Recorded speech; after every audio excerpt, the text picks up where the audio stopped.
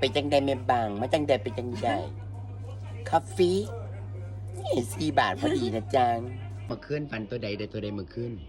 ว่าฝันโอ้ยุพุ่นน่ะไปทางหลังเลยเลขโต๊ะเก้าตัวนี่เมียอะไรด้วย1อะไรมา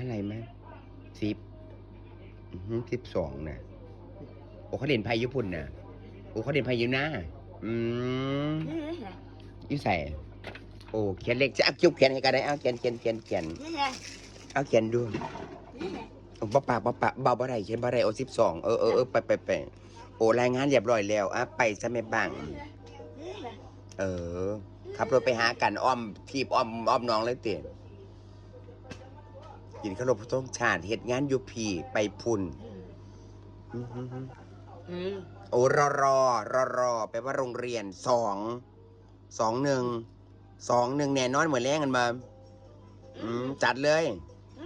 ตัวอื่นบ่แม่นตัวอื่นบ่มีตัวนี้ตัวเดียวเข้าใจตรงกันสองมาแน่นอนวันนี้จะได้กับ2โอ้ยพ่ออีเมียข่อยอีหลีที่รู้ดีเมียตัวอื่นนี่สิบ่แม่นเลยบ่มีเลยมี2ตัวเดียว2แล้วก็1ถ่ายพ่ออีเมียข่อย